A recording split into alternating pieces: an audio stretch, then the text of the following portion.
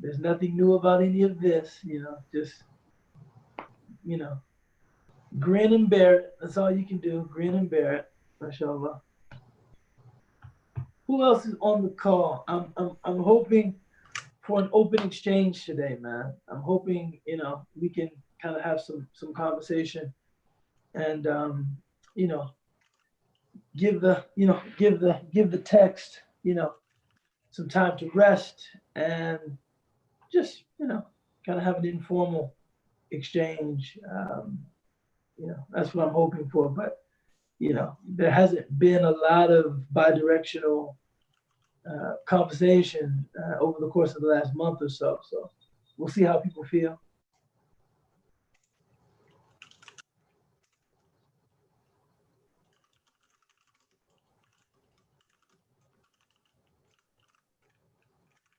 Oh goodness.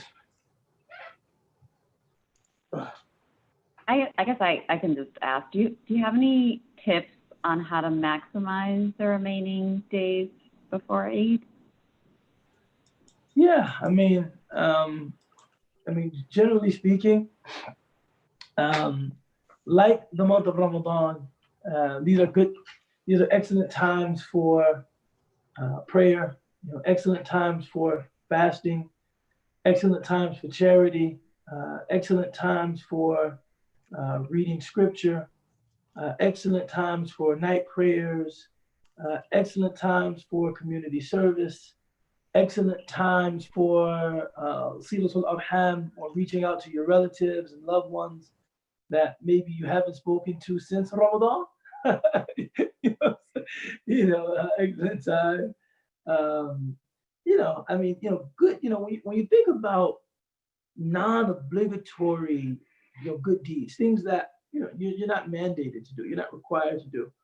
You should really follow your heart's inclination. When it comes to the nawafil, the non-obligatory worship, there's a hadith, there's a statement or tradition of the Prophet, peace be upon him, that mentions that paradise has different doors. Paradise has different doors. Some people enter by the door of praying, right? People that are very vigilant in their night prayer.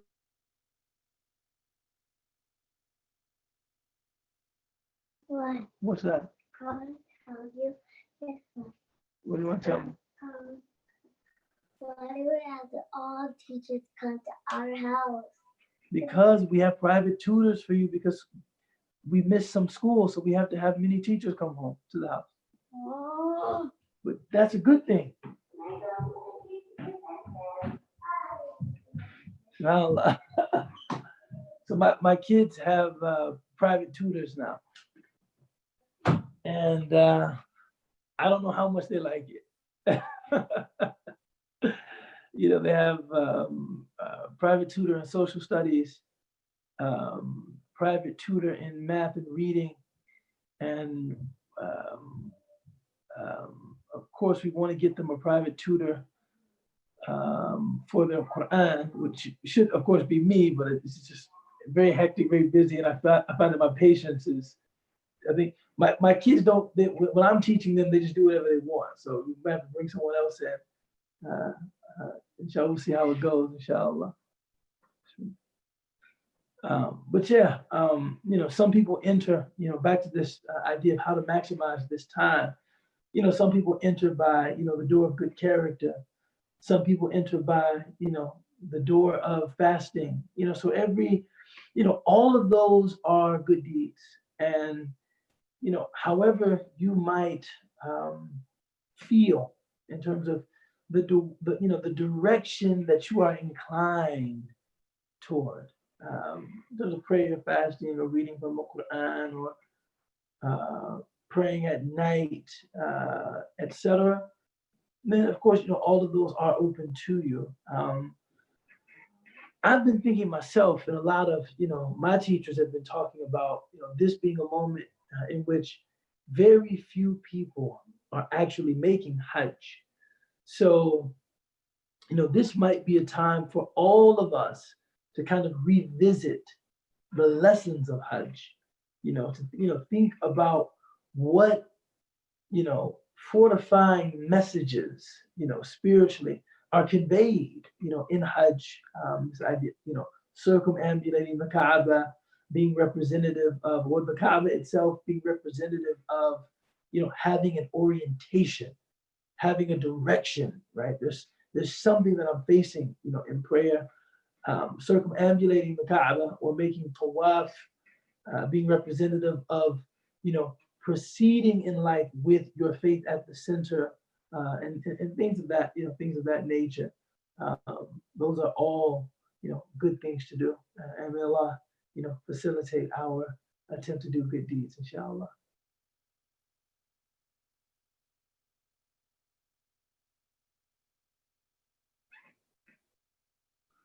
Does anyone else have anything? By the way, for those of you who have just joined, we're just taking it. We're conversing today. Today we're having a conversation today. So I know someone has been reading something, watching something. Someone has been having some interesting conversation and perhaps wants to talk about something. Yes, feel free to unmute yourselves and ask questions. I see that we have Dr. Summer Harfi on. We have our sister Habiba from Paris on. MashaAllah. Assalamu alaikum. We send our salam to all of the people of France. MashaAllah. Does anyone have anything they'd like to mention? I have maybe a historical question. So if you're not sure, totally fine. But looking at the way that Hajj is being managed this year, where there are actual border restrictions on quite a few folks who had planned for it. I'm curious, is there a precedent for that in the 15 centuries that the Hajj has been around?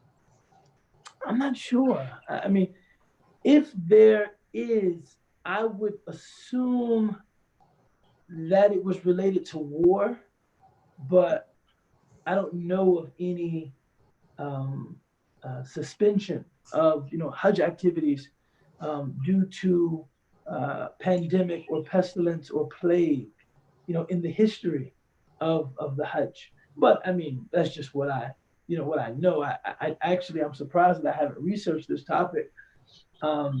But most people I know are treating this as though it's something completely unprecedented, as though it has never happened before. So in, I guess, recent, nothing like this has happened in recent memory, at the very least. I don't think anyone alive can recall anything like this. Okay, and then when you say most folks that you know are treating it as though it's unprecedented, do you mean for the purposes of like rulings, or do you mean more generally? Say that once more. Do you mean people are treating it as unprecedented in terms of the rulings that might apply from the past, like requiring? Yes. Okay. Thank you. So rulings. People are just saying we've never seen a time in which Hajj was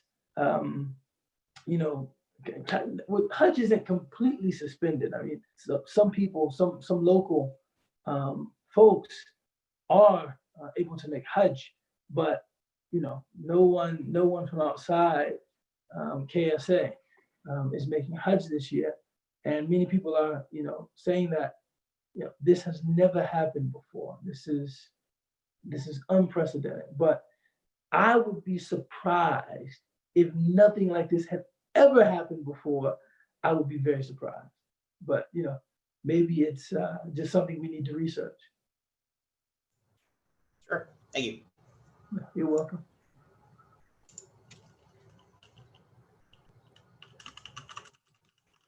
We'll just open format today. Open format today. Anybody has anything? Yes.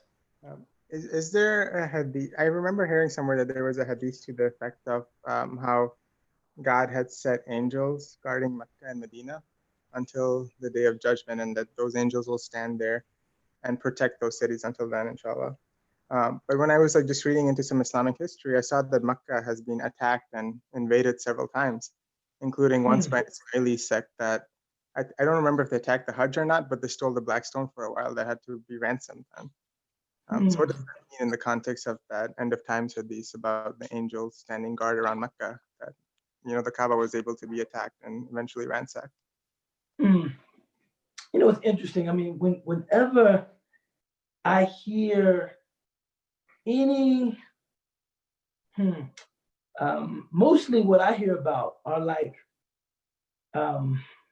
spiritual remedies or different suggestions, like reading Surah Al-Waqi'ah, in the morning, or reading Surah Yasin in the morning, or you have hadith of the Prophet ﷺ that mention that if a person does this, or if a person recites this, or reciting the 4 quls, or the 3 quls at night before we retire, saying "A'udhu bi kalimatillahi tammati min sharri ma khalaq." I seek refuge in the perfect words of God from the evil that He has created, etc. And those hadith mention the protection that results from that activity, as though it is something assured. Like, if you do this, you will be protected. Nonetheless, people that do those things, religiously, people that do those things regularly, routinely, they still experience calamities. Things, still happen to them. I've never understood that to mean that it did not work, or the protection that it offered was a false protection, or a penetrable protection, etc. I've always understood that differently. I've always understood it to mean, even if you are beset with some type of calamity, this will be a part of the spiritual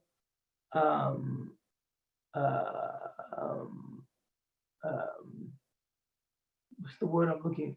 A part of your spiritual wherewithal that will help you to regain, a sense of peace and equilibrium. I've never, so if, and you have, in that same vein, you have a hadith of the Prophet ﷺ, that mention, for instance, the person studying, right? The student of deen, as she is traveling to sit with her teachers, the angels are praying for her, and the birds and the fish in the sea, and all of this in praise of the action being performed. And it also mentions that the person is protected. And in spite of that, people die as they are, studying abroad or seeking, knowledge, etc. So I've never understood those statements in maybe that technical a manner. I don't think I've ever understood them to mean protection, as in nothing bad can ever happen in Mecca because of this angelic presence, or nothing bad can ever happen in Medina because of this angelic presence. I've always understood that to mean anything bad that does occur will not destabilize those places, will not destroy those places, or the wrongs that take place within those places will be rectified, etc. So I've always understood that protection, all of that kind of metaphysical protection, to allow for, the vicissitudes of life, the vicissitudes of fate, calamity, loss, ransacking, theft. I've never understood, whenever I encounter anything like that in the Quran or in the Sunnah, you mostly encounter things like that in the Sunnah. I've never understood that to mean nothing will ever happen to you, ever. The Prophet ﷺ himself was poisoned. And, he was, in many places assured, God's protection, but he was poisoned. That I guess in a strict technical sense. I don't know, Khalid, if that makes any sense or not. Yeah, I guess it sounds like you're saying that there's long-term security, not short-term security. To put it much more succinctly and eloquently, yes. Secure, what does it mean to be secure from a calamity? That you're going to live a life in which nothing will ever happen to you? No, I beg to differ. But that nothing will ever happen to you that um, you know, destabilizes your faith, God willing. That nothing will ever happen to you that causes you to doubt God, God willing. Or that nothing will ever happen to you that causes you to leave your faith, God willing. But that nothing bad will ever happen to you. No, I don't think. And people I know that you know, adhere to those prophetic suggestions in which guarantees of otherworldly protection are offered, myself included. I never feel like, oh man, this didn't even work when something bad does happen to me. You know what I'm saying? Yep. Other questions, ideas, comments, thoughts? This thing's a follow-up to what Brother Khalid just shared. On one hand, I think it makes me think of tarbiyah, like when adults are disciplining children or raising them. Some kids, like a push can be an encouragement for people who have a strong foundation, like children who have a sense of confidence in their skills, capabilities. A push can encourage them. But somebody who's vulnerable, has low self-esteem, highly sensitive or vulnerable, a little push is not an encouragement. It can actually destroy them. They'll fall, they'll break, they'll hurt. So I feel like, subhanAllah, sometimes with calamities, like I was just reflecting on how, when Allah loves somebody, he'll test them or check on them like with tests. And I feel like there's that love and relationship with Allah that gives that strong foundation. It doesn't mean you're not going to feel the push or the pressure, but inshallah, it will encourage you or push you in a positive direction versus break you down. MashaAllah. No, I think that is also what I was looking for too. That, when we say calamity, yes, there are certain things that are outwardly calamitous, like if you lose something or you experience pain or you're harmed in any way, illness, all of these are calamities in a certain sense. But what happens after they occur is the real test, if you will. Sheikh Abdul Qadir al-Jilani, famously said, anything that happens to you, if you want to know whether this is a test because, God tests those whom he loves, or it's a curse, the only thing you need to observe is your reaction to it, which I thought was just brilliant. What a brilliant way of explaining that principle, that if you want to know what this is, just look at your reaction to it. If it increases you in your conscientiousness, increases you in your devotion, increases you in your repentance, increases you in your sensitivity, increases you in your empathy, increases you in your humility, then what, yes, it was a calamity in a certain sense, and there's no need to play semantic games, but I guess it was a good calamity. Similarly, if something is zahiran, outwardly a blessing, a long life is a blessing, right? Outwardly, right? Tul al-umr, rather, to live a long life. But if it's a long life spent in disobedience and sin and iniquity and rebellion, it was a blessing because long life is a blessing. And there was great opportunity to repent, in those years. And you got to experience,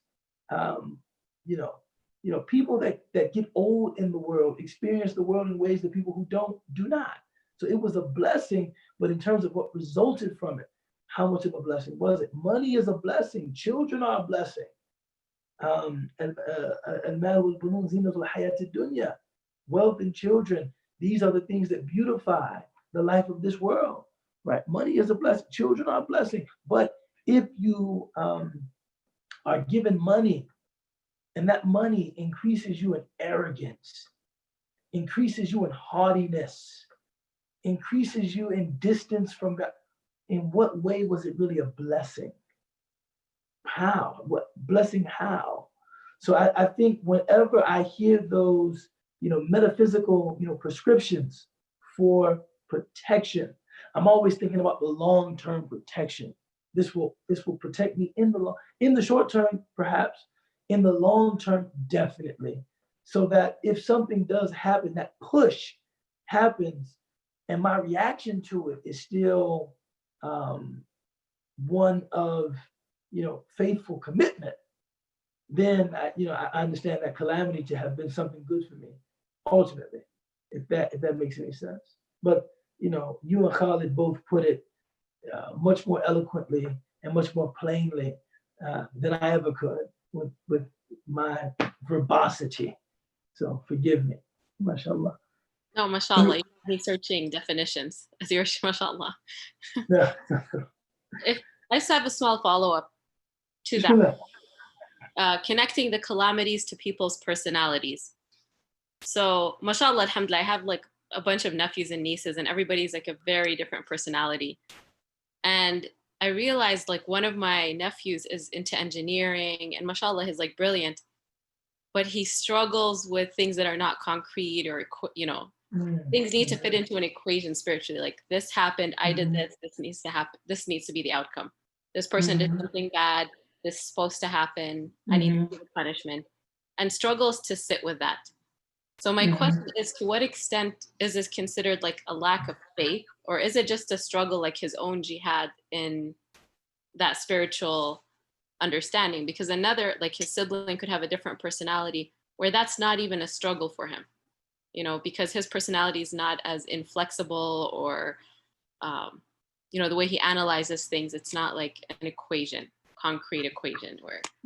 Bismillah ar-Rahman ar-Rahim. That's a great question. And I wish I had a great answer, but I'm afraid that I don't.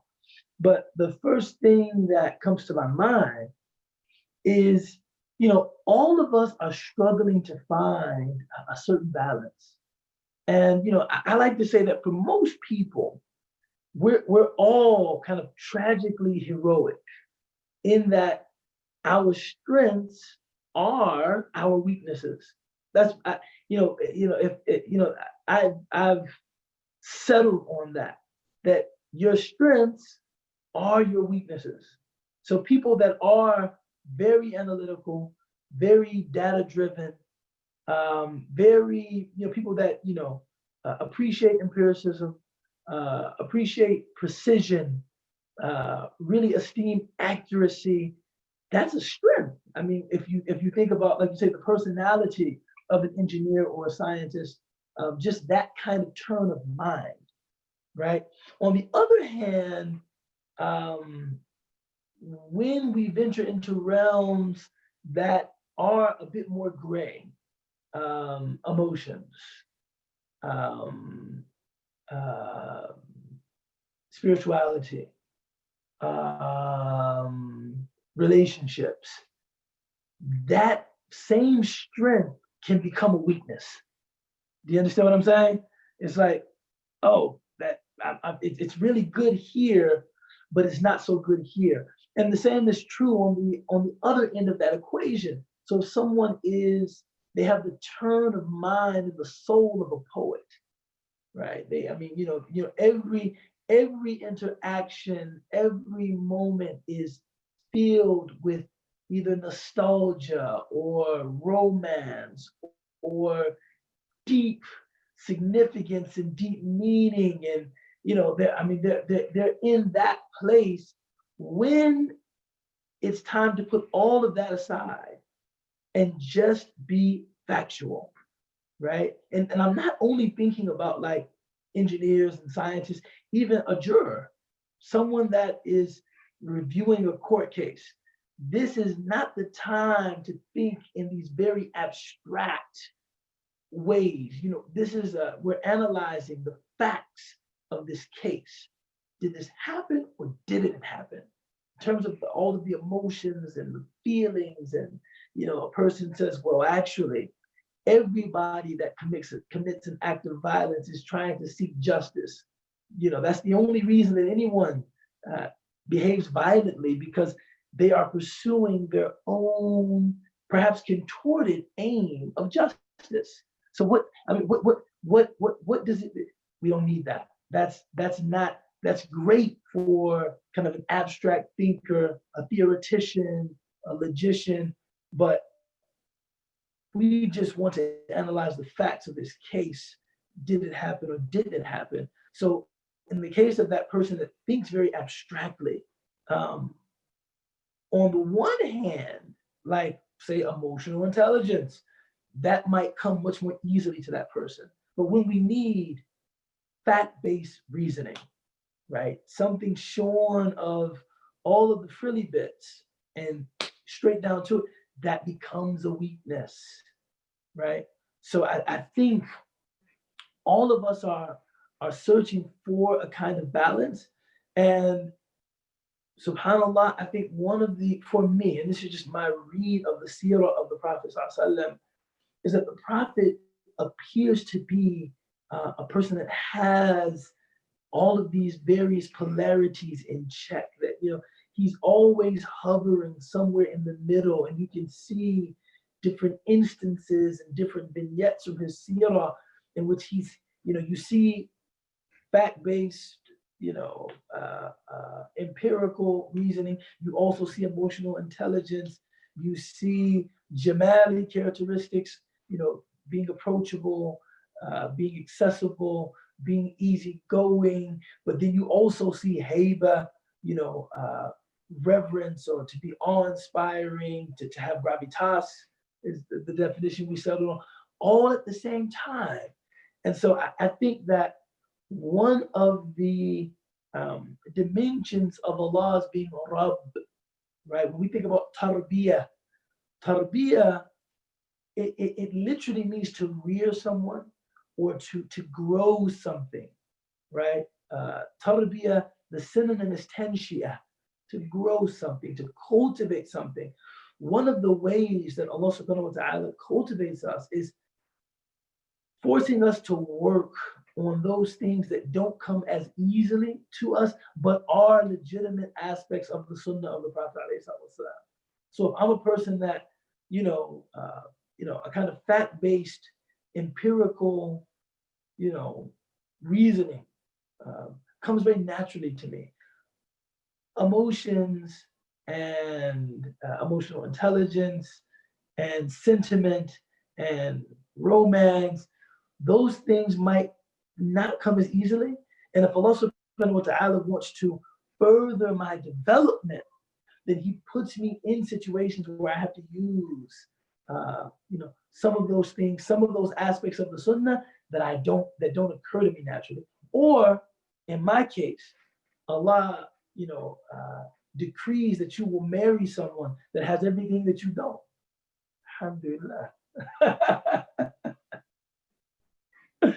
Alhamdulillah. So I've never seen any two people as perfectly mismatched as my wife and I. Like two pieces that just fit like that. SubhanAllah, it's crazy. It's crazy.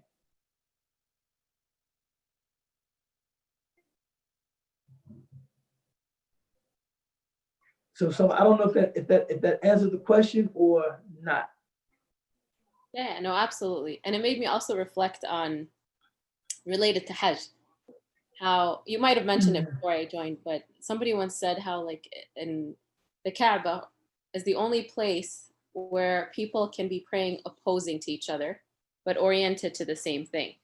So because they're praying in circles, so somebody can be praying this direction and the other person can be praying the 180 degrees opposite, but they're oriented to the same thing. So even personality-wise, you might be coming from a different direction, and the winds might be with you. That's beautiful, man. That is really beautiful. And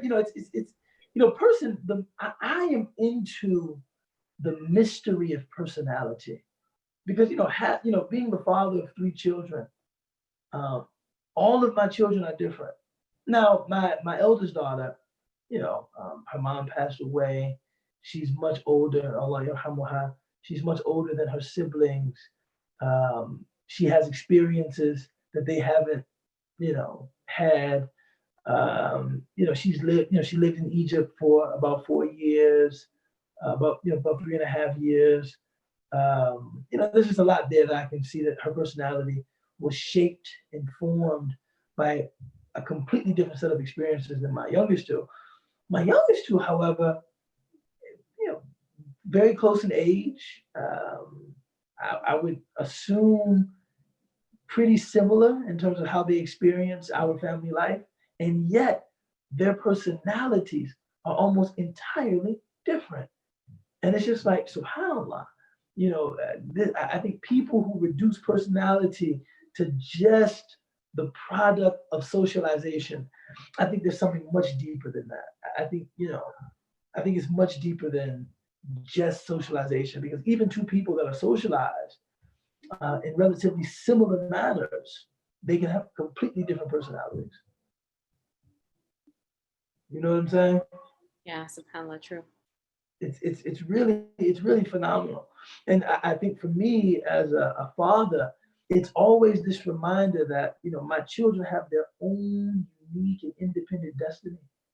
I'm trying my best to impart, something of wisdom, something of value, to them, but they have their own independent destiny, and they are not simply the product of my labor with them.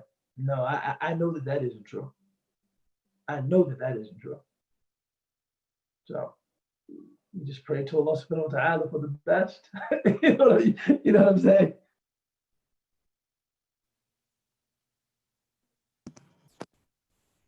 Sam, I had a. Oh, Sorry. go ahead. Go ahead, Howard. Either one of you. Maybe Sister Noor, is that you? Okay, I'll go. It's Asra. Asra, mashallah. I had a kind of controversial question, but I was curious to get your perspective on it, since you're opening the floor. I've been seeing a lot of discussion or murmurings in social media about people's increasing discomfort with Saudi Arabia's human rights record, their policies towards Yemen, how they treat minorities in their own country, the state of the religious tourism industry in there, and how they're in that country, and how even that feels like it's becoming increasingly exploitative. I've lucky, alhamdulillah, to have been able to go to Saudi a couple times in my life because I have family there, and even I've noticed this drastic change in how the tourism industry works there. So people, and how to square that with your obligation to do Hajj or the blessing of being able to do Umrah. And there's even some discussion about some kind of boycott and divestment campaign to pressure Saudi to, change its most extreme human rights abuses. I don't know if anyone expects it to be like a model global citizen, but it just seems like some of what's going on in Yemen is just so egregious. So I was curious about your perspective. It's a difficult subject considering it's religious significance. You really put me on the spot, mashallah. Yeah, you were opening the floor. Yeah, no. That's Ismail at the beginning of this conversation. I said, man, I want some exchange. It's like I'm needy today. I was telling Ismail, I need some feedback. I need some things to think about. And Ismail said to me, be careful what you ask for. And I should have heeded his warning because that's a real, man. It's really, that's a difficult question to answer. Of course, we have a religious obligation to perform Hajj once in our adult lifetimes, if physically and financially able. If we're physically and financially able. But it's true that if you have a rogue state that is guilty of many human rights abuses, their economy is essentially, propped up by religious tourism. I mean, they have some other, and oil, oil is the main, oil is the economy really. So, I don't think a boycott of the haram is going to put economic pressure on Saudi. I don't think their economy is propped up by religious tourism, but it's not the main source of their economy. Oil is the main source of their economy. Renewable energy will probably be a more effective, boycott of Saudi Arabia than not making Hajj. If I'm just thinking out loud, you know what I'm saying? But the point you raise about kind of the relationship of the Saudi state to the haram is just a difficult one. I would have to spend some time thinking about that.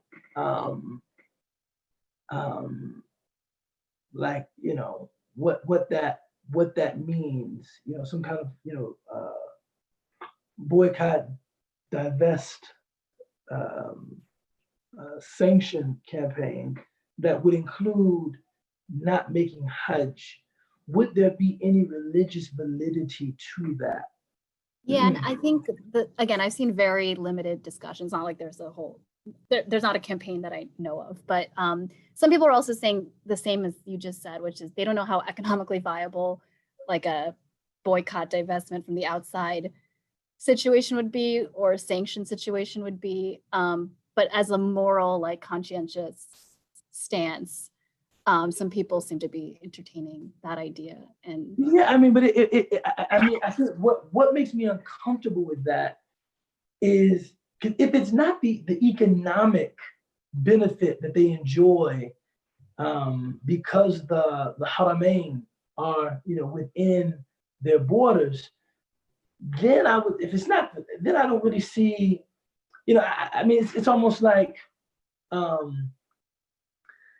it's I guess, a microcosm of that same argument is like when somebody doesn't pray at a masjid because they don't like the administration or the imam or the board.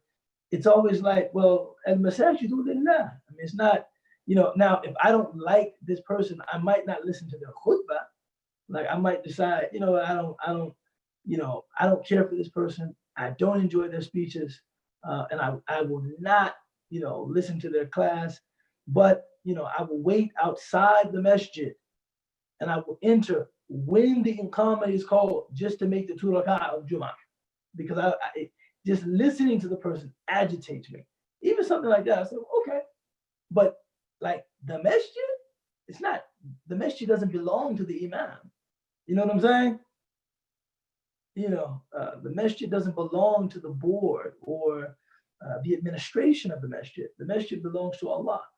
So the haram, if I assumed, when you first raised the question, that you were saying to put economic pressure on them to change. yeah, that was right. That's like the initial premise, and then just in the thread of comments, people are like, "Well, that's hopeless because their economy's oil," but I still feel like some discomfort with. Yeah, and that's what I was going to say. Making Hajj has never been seen as an endorsement of the governing body of Saudi Arabia or the governing body of the Jazirah al-Arab.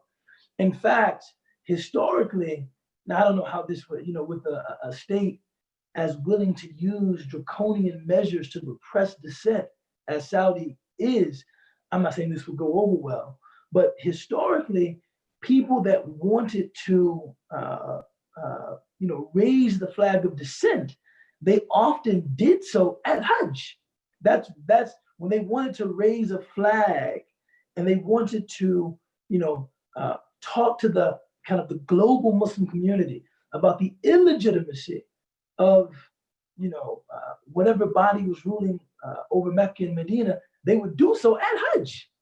I mean, you understand what I'm saying? Yeah, that's interesting. I wasn't familiar. I'm not familiar with that history. They would do that. I mean, a lot of those rebellions and attempts to take over the Kaaba. This is like, a lot of those things happen during Hajj. You know what I'm saying? And I think that it was, and it was always very intentional and very deliberate, so as to say, the Haram does not belong to such despicable people cannot be the custodians of the Haram. That's usually how that critique was leveled. Such despicable people cannot be the custodians of this place. I think, as I think about it and as I talk through it, I don't think there would be any utility in boycotting Hajj, but maybe other kinds of boycotts of Saudi. Maybe that would that might make more of an impression, if that makes any sense.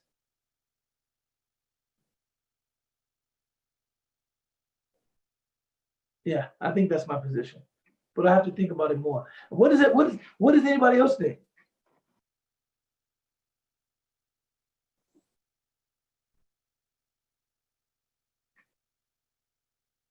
I can chime in here. Yeah, bismillah. So I think the argument is that on kind of Saudi is that with the advent of the nation state today, so you're right in pointing out that Hajj is not owned by a certain country, but with kind of the political arrangements that we live in today, Saudi Arabia does exercise control over the whole process, right? That before this, they didn't really have traditionally or historically. Or the fact that, the amount of money that they actually collect, whether it's Umrah or through Hajj, is quite significant as a source of revenue in their GDP. I mean, obviously the oil is the overwhelming portion.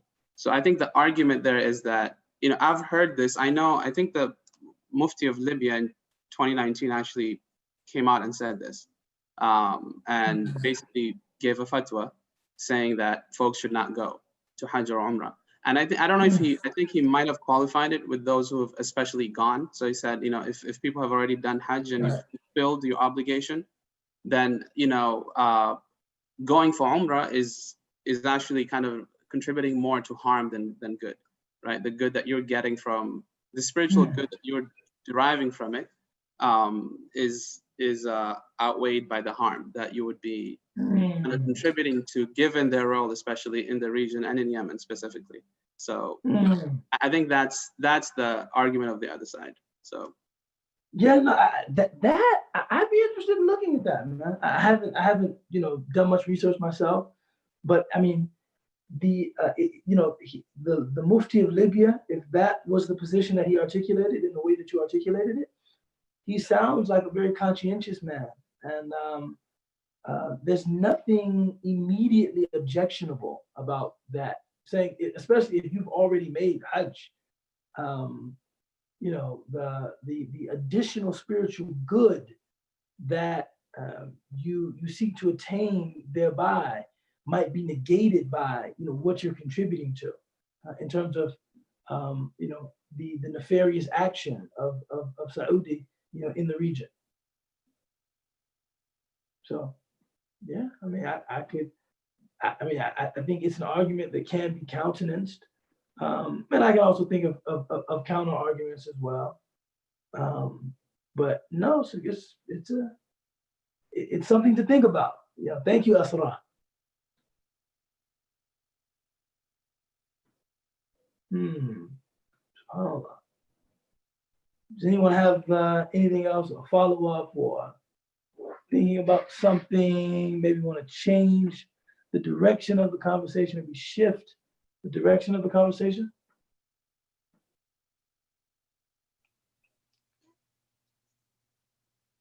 I have a question for you personally. Bismillah. I wanted to ask, what was it like as an American for you to learn Arabic? Like, how did you go about it? Did you focus on Fusha first? Did you go for Amia in Egypt? How did that go for you? هذا من فضل ربي علي. It's from the favor of God. You know, I had two experiences that confirmed for me that this was just, you know, a blessing. And I had nothing to do. I have no mohiba, I have no talent or anything like that, nor did I have like, you know, a special methodology or, you know, I took Spanish for, I think 3 years in high school. And even now, I mean, I can barely, you know, I can barely formulate a sentence. You know, I never, I never showed any aptitude for languages, never. And you know, one of my friends, who I believe he's a neurologist. You know, he said that mathematics and language are processed, you know, very similarly in the brain. And I've certainly shown no aptitude for mathematics. so it's like I showed no aptitude for math, no aptitude for language. And then when I started learning Arabic, initially I learned here in Chicago vis-a-vis a private tutor. Some of you may know him. My first Arabic teacher was actually younger than me. My first Arabic teacher was Amir Toft, who, mashallah, just landed a position as Brown University's chaplain, and he's a lecturer in the Near Eastern Studies department. He was my first Arabic teacher, and he would sit with me going over just the rudiments, the fundamentals of Arabic grammar, like the mubtada and the khabar, the subject and the predicate. And I would be sitting there for hours. I don't understand. No, I'm sorry, I don't get it. So I tried to learn Arabic. You know, initially I was a boarding student at IIE, you know, a madrasa in Elgin, you know, Illinois, about 35 minutes outside of Chicago, 35, 40 minutes outside of Chicago. And I was doing hifz, I was doing Quranic memorization there. And I was also studying Arabic, you know, privately there, along with some other courses. But the Arabic just really wasn't coming to me. I was just like, man, this language is so difficult. I just can't. The grammar just, you know, bedeviled me. I couldn't, you know, and, you know, I think, you know, between verb conjugations and sarf, you know, morphology, the words from gharaba to maghrib to ghurab, it was just very, very confusing for me. And someone suggested, maybe you need total immersion. You know, maybe you need total immersion. Maybe if you had immersion, it would click. If you were forced to speak every day, it might, you know, something might begin to sink in. And so I started asking, because I wanted to speak Fusha, right? My interest was in the language of the Quran and, you know, the classical tradition. So I said, where's the place where the spoken dialect is closest to Fusha, to classical Arabic? And everybody kept telling me, Yemen. They just said, Yemen. I said, Yemen is the place where the spoken dialect is closest, right, to classical Arabic. I said, Yemen, go to Yemen. So I went to Yemen. But in Yemen, I ended up in Hadramaut. And the Hadrami dialect is not close to classical. People were saying that about Sana'a, right? They were saying that about the capital city of Yemen, right? Which most people think Yemen, they think Aden, or they think Sana'a, or they think Mukalla. So they were thinking if I was in one of those major population centers, then I'd hear language that was close to Fusha, but I ended up in Hadramaut, which is like in the mid-southern part of the country, and boy, it was hot. You know, I kept thinking to myself, this must be the hottest place on earth. La ilaha illallah. Boy, it was hot. And I was there for 6 months doing an Arabic intensive, an intensive program for 6 months. Like, really just, Brian, 6 months, immersed myself in the language, living with students, mostly from the UK.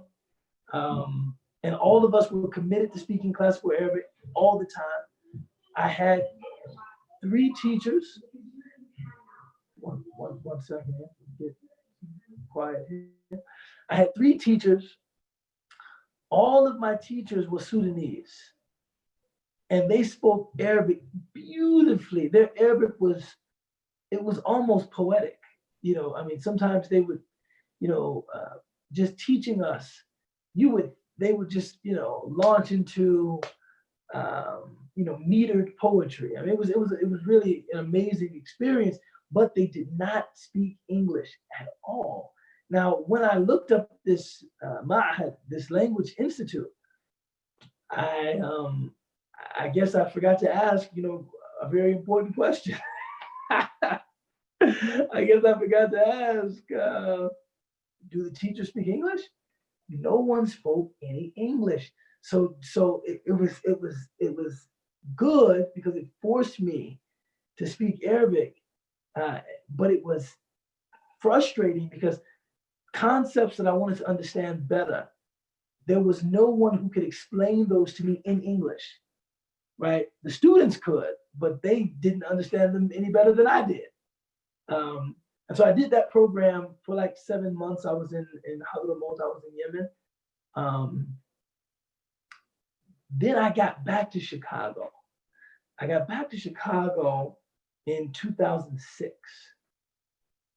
And I started reading 3 days a week with Sheikh Muhammad Imam on the Southwest side, on 63rd and Holman, 63rd Street in Holman. And a Sheikh Azhari min Ayam al-Azhar. He's an Azhari scholar from the days when Azhar was Azhar. He's originally Alexandrian. Still there now, living. What's that? Oh, sorry, désolé. Oh, it's okay. He's there now, living in a small room in the back of the masjid. His family is still in Alexandria. Anybody who wants to come and read any text with him, wants to study Arabic with him, without charging anything, he just says, "Tafadhal, come read with me." I love it. This is someone who, I'm blessed to have known someone just without his pretense, without any pretense, without, he treats knowledge, religious knowledge, like it's important, but he's just such a laid back and just cool person. And he's Egyptian. And there are some lawazim misriya, there are some Egyptian phrases that he, even if we're studying Arabic grammar, he's going to say khalik ma'i. He's going to say stay with me, right? He's going to say khalik ma'i. He's going to say stay with me. He's going to say khud balik, pay attention, right? He's going to say certain Egyptian phrases, but he can speak classical Arabic very, very well, and he speaks very slowly. And within that 6 months of sitting with him, things just started to open for me that previously were closed to me. And I found that I could not understand other speakers, but I could understand him. That was the strange thing, Khalid. He would speak to me and I could understand everything that he was saying. But if someone else said something, then I understood some of it, but I didn't understand all of it. And he just stayed with me. And he, as a teacher, our lessons were one-to-one. So he didn't have a class that he had to satisfy by keeping things at a certain pace. And he could really just take me by my hand and just kind of walk me through this language, would read poetry with me, would read classical prose with me, literature, not just religious texts, but literature. And in him, I also saw someone that had a deep love affair, shugh, a person that had, ishq, they had shugh, passionate love of the Arabic language. Just me coming over, putting the elementary level books that I was reading in front of him, I could see him lighting up with passion. And I think that he was very proud of me, to be this Black American kid from Chicago that was really trying to learn this language earnestly. And he poured into me a lot. And perhaps most importantly, I think he prayed for me. I think all of my teachers prayed for me, but I could feel how badly he wanted me to get this. And by the time we were here for about 6 months, I was doing really well. And he looked at me and he said, "You're ready. You should enroll in Azhar. Your Arabic is good enough. You can do it." And I was like, sitting in your office, I can do it, but studying at the university level, I don't know if I'm ready for that. And he was just so encouraging, like, "No, you can do it. You can do it. It's not, a lot of the Egyptians that you'll be in class with, they don't know Fusha as well as you do." He said, "No, you can do it. I'm telling you, you can do it." And so I got to Egypt in 2007. And at first, some of my coursework was really a struggle for me, just getting through that amount of reading. I read very, very tediously. Reading law is tedious anyway. And reading it in a non-European second language is very, very tedious. I would read very, very slowly, almost always with a magnifying glass.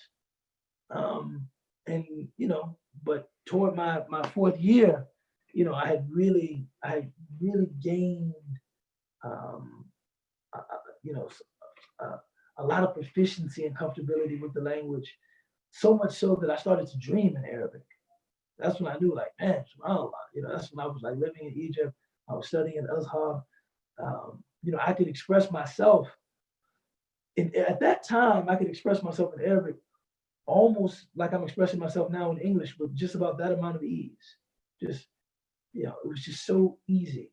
I could speak Arabic almost like I was thinking, and it was like I was thinking in English and then translating it very quickly. I could think in Arabic, at that time.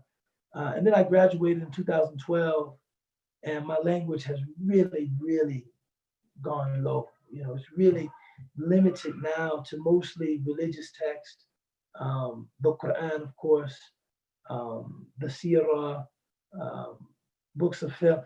But I've lost a lot of my, conversational pizzazz, a lot of my conversational comfortability. It's not anything that it used to be. I can still, speak, with relative freedom, but it's nothing like it was when I was in school.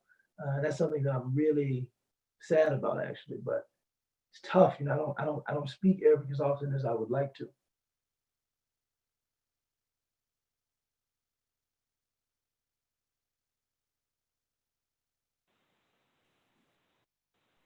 We do have a question on the chat.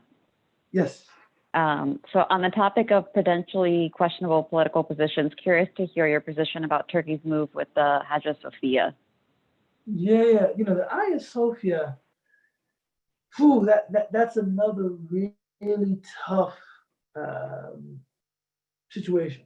My wife and I vacationed in Turkey either last year or 2 years ago. As you get older, man, the year, they go by quickly. They go by very quickly.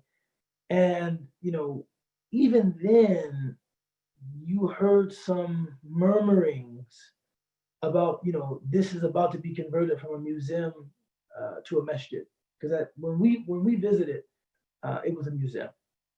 And you could hear people say, there's some talk about, the Hagia Sophia. And for those of you, just some background, Hagia Sophia or Hagia Sophia or, various and sundry pronunciations depending on the language you're pronouncing it. is a great, it was kind of the heart, the architectural heart of Eastern Christianity. Constantinople, Istanbul, which became Istanbul, you know, a grand cathedral. I mean, a grand cathedral. It would be the Christian equivalent to the Great Mosque of Cordoba in Spain, which is an interesting equivalent because there's no talk about converting the Great Mosque of Cordoba back to a masjid. It's a museum, right? But in any respect, when I first heard about it, I remember telling my wife, I think that's a terrible idea. I think it's a terrible idea to convert this back to a masjid. I think as it exists now, and you know, you still have these 90-foot tall frescoes, these you know, relief paintings of the Madonna and Child, and I mean it's but over that you have these discs, these huge calligraphic discs with the names of the Prophet and Abu Bakr and Umar and Uthman and Ali, and, you know. So I always thought that as it exists now, it tells a very important part of the story of Turkey, all the way to Mustafa Kemal making it a museum. So you have this Christian tradition, and then you have this Muslim tradition, and I think that leaving it as kind of a testament to all of that, to me, seemed more fitting. You know, it seemed more fitting. The second reason that I initially inclined to that opinion was, you know, it would be, you know, it would be not unkind, but it would be, you know, it would be less magnanimous for Muslims to, you know, take this great site of, in some cases, Christian pilgrimage, and turn it into a masjid. It would be less magnanimous. I mean, even though Turkey is a largely secular country, you know, Islam is definitely predominant, and you do have an Eastern Christian presence in Turkey, but you know, Islam among the religious communities, you know, Islam is definitely predominant. You know, there's no need to flex. You know, when you're comfortable and you're secure in the fact that you are leading in some regard, you know, there's no need to flee. But you know, there's no need to do, you know, any of that. And that was kind of my initial, you know, position. And I thought it would be a great PR. You know, I was even, to tell you the truth, I mean, you know, I don't know who the questioner is and what this might mean in terms of their thinking about me. I was even thinking turn it back into a church. I was just thinking, you know, this is what magnanimous governance looks like. You know, turn it back into a church and let it be a site of Christian pilgrimage. Then I learned a little more about the case and why it is such a difficult, you know, case. That site was actually purchased by Fatih, right? The ruler. It was that was a legitimate purchase. That was not expropriated or you know, yeah, that Hagia Sophia was not expropriated. The historical record shows that it was paid for. Like that was something that was purchased.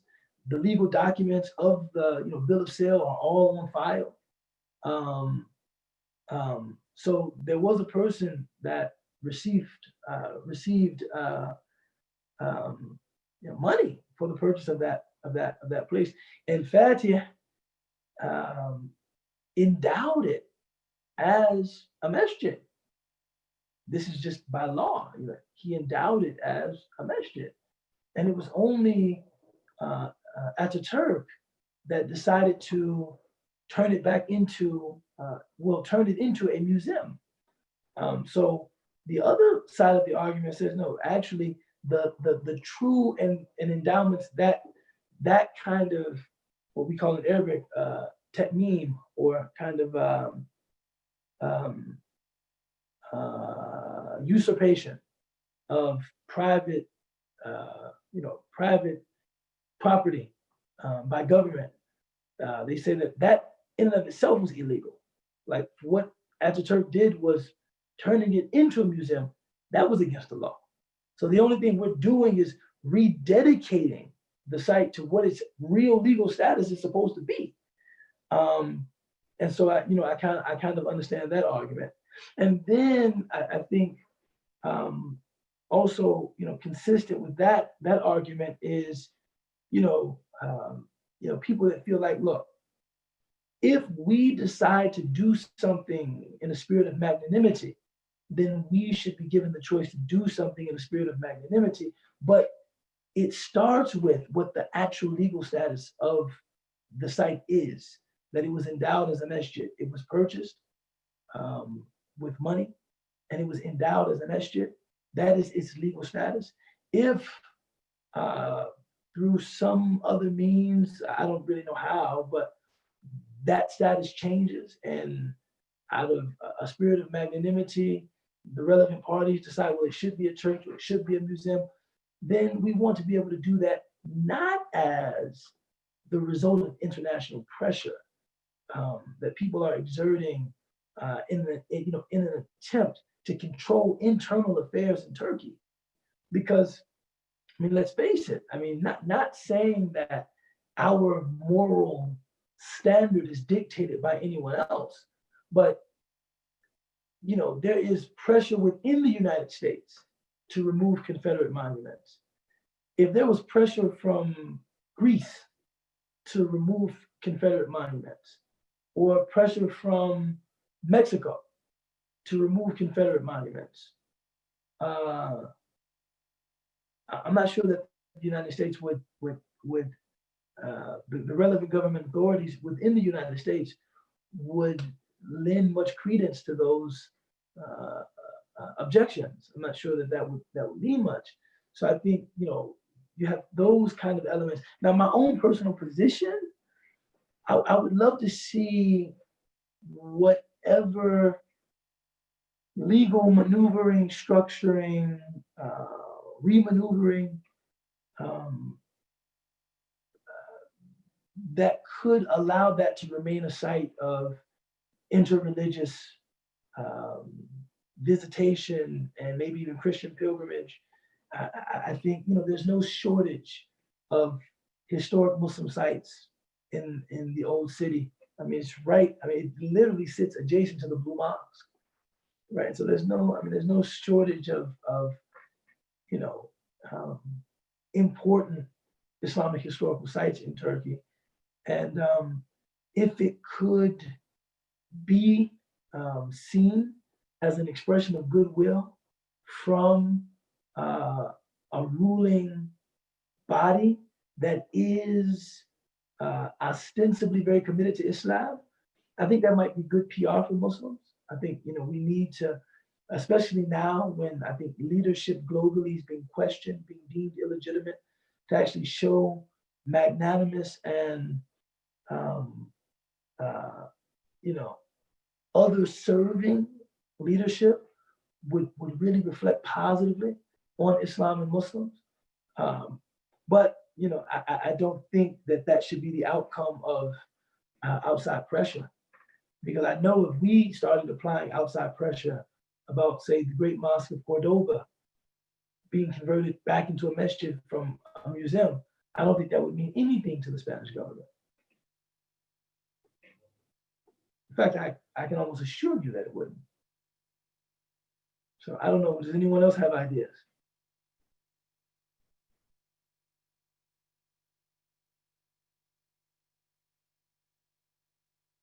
SubhanAllah. Salam, Sheikh. This is Ala. Sorry, I'm not sure. Can you hear me? Yes, I can. Wa alaikum salam wa rahmatullah. Ala, how are you? I'm good. Alhamdulillah. So basically everything you're saying resonated with me, especially your initial reaction. That was very much I guess I was just thinking about like, what is the the wisdom, or what is the wisdom behind doing this right now in the middle of a global pandemic? Like, is this really what we need? Why are we doing this? Also, but the thing that came to mind was and I know this isn't the same, it's not desecrating a holy site of another tradition, but when we had talked about, oh my gosh, I forget all the specific names, subhanAllah, but there was a situation where a member of the Muslim community went and desecrated a church at the time of the Prophet, I think, sallam, and then it caused, basically they got so upset that they came and it caused a battle between the Muslims and otherwise. And so I guess my question was like, are we supposed to glean any type of wisdom about that from when we're approaching situations like this of converting sites? Like, I know it's not the same as openly defecating in another, but because it's in a Muslim country, it was purchased legitimately, all of that. But is there any connection? And I don't know. Yeah, there's so many historical and contemporary examples of this tension. Like this tension, it exists in many places. Okay. How real can we get? Can we get like real? I mean, I support all realness, yes. Bismillah. If some member of an indigenous community came to me right now and said, actually, the site that your home is on is my ancestral homeland, and you need to leave, right? Like, I'm sitting at my house. I purchased this house. I purchased this house. I intend to give this house really to my son. And if he said, no, actually, this is a part of my indigenous homeland, my ancestral homeland. And if you want to do the right thing, the just thing, you would leave this home, the land and everything on it belongs to me. It would be very hard for me to accept the veracity of that claim, to say the least. It would be very, I would hope that the most Muhammadan part of me would try to make him whole in some way. Say, okay, the idea that I'm about to leave my house that I paid for? Probably not. But is there any way I can do something to try and make you whole? Is there any way that I can, what can I offer you to, I really feel bad that this has happened. I really feel bad that this has taken place. And I guess in a certain sense, because I'm thinking about reparations now, I'm bragging myself into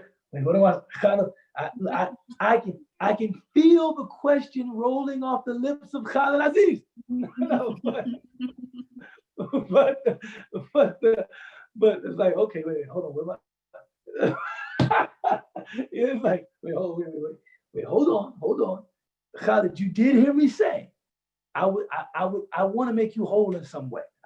I do acknowledge the legitimacy of your claim. I'd like to make you whole in some way. If that history is accurate, I'd like to make you whole in some way. But the idea that I'm going to completely give up my home that I worked for, that would be tough. So when you talk about the Hagia Sophia and it being, a holy site that was legitimately purchased, it was not expropriated, it wasn't stolen, it wasn't confiscated or any such thing. For a person to then assert that, no, but this has sacred value to me, that you must respect if you want to be a decent and humane person. SubhanAllah. I mean, it's just a very, it's that's a challenging tension.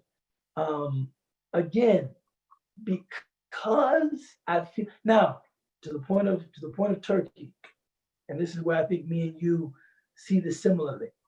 Maybe if I had 200 houses and this was just this claim on this one, right? Yeah, why not? I mean, I think things could look different for me. If I have 200 houses, I own everything on the southeast side, and you're just telling me this one plot is your ancestral home. Bismillah, I mean, that's okay. I mean that maybe that I mean that it would be much easier for me to be generous and magnanimous, in that way.